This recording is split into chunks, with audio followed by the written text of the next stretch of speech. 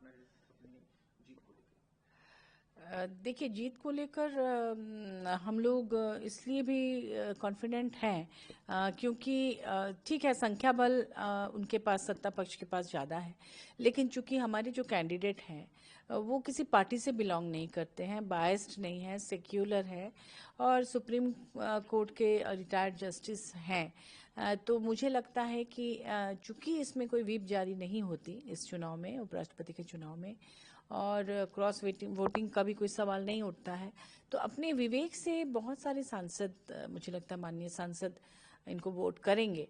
क्योंकि जो vice president होते हैं हमारे देश के, वो राज्यसभा के भी चेयरमैन होते हैं और चेयरमैन को हमेशा तटस्थ भाव से हाउस चलाना चाहिए, क्योंकि इसके पहले कई बार आरोप लगते रहे हैं ऑपोजिशन के सांसदों को। ऐसा लगता है कि अगर किसी पर्टिकुलर पार्टी से कोई होते हैं तो कहीं ना कहीं उनका झुकाव अपनी पार्टी की तरफ होता है। इसको लेकर कई बार विरोध होते रहे हैं। तो ऐसे में कुछ माननीय सांसदगण इधर वोट कर सकते हैं, यही उम्मीद है हमें, इसलिए फाइट काफ़ी जोरदार है। खुद जाके वो दौरा करेंगे, बाढ़ प्रभावित हैं, काफी नुकसान हुआ है, किस तरह से देख रहे हैं? आम आदमी पार्टी की जो पंजाब की सरकार है उसने 20,000 करोड़ के रिलीफ पैकेज की भी मांग की है। जी, देखिए, ये जो बाढ़ अभी पूरे देश में जहाँ जहाँ भी आई हुई है, बहुत ही भयावह स्थिति है और इसमें माननीय प्रधानमंत्री जी को तो जाना ही चाहिए, देश के प्रधानमंत्री हैं। कई बार विपक्ष की तरफ से उन पर दबाव भी बनाया जाता है। जब मणिपुर मुद्दा हुआ, मणिपुर में महिलाओं के साथ हिंसा होने लगा और वहाँ पर जो हिंसक घटनाएं लगातार साल भर से ज़्यादा से चल रही हैं, उस पर जब माननीय प्रधानमंत्री नहीं जाते थे तो तमाम लोग उन पर उंगली उठाते थे, सवाल करते थे।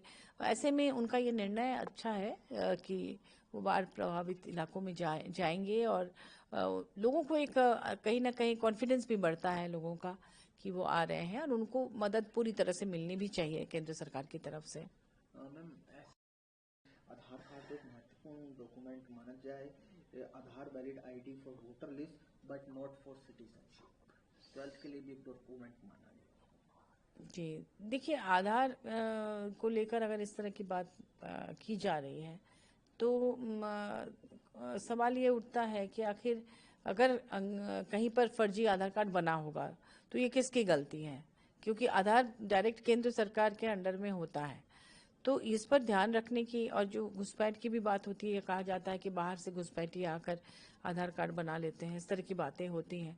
तो अगर घुसपैठ हो रहा है तो ये केंद्र की जिम्मेदारी है कि आपने कैसे ये घुसपैठ होने दिया। बॉर्डर सिक्योरिटी की पूरी जिम्मेदारी केंद्र सरकार की है, ये राज्यों के मत्थे कई बार मढ़ा जाता है, जो कि गलत है।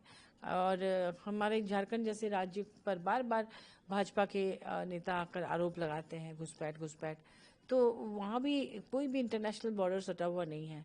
अगर घुसपैठ हो रहा है तो दूसरे राज्यों से हो रहा है, तो वहाँ पर आप क्या कर रहे हैं?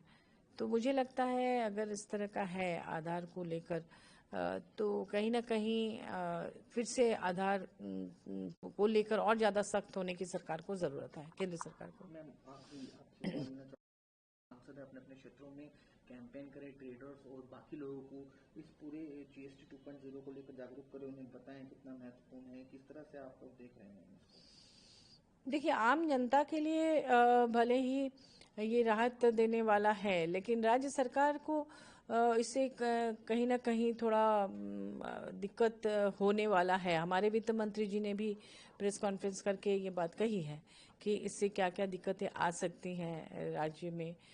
तो उसको भी ध्यान रखने की ज़रूरत है कि जनता के साथ साथ उन राज्य सरकारों को भी दिक्कत ना आए जो जहाँ पर केंद्र की जो भाजपा सरकार है वो नहीं है। विपक्षी जो पार्टियां हैं उनके जहाँ जहाँ राज्य हैं वहाँ के साथ कहीं ना कहीं सौतेला व्यवहार भी किया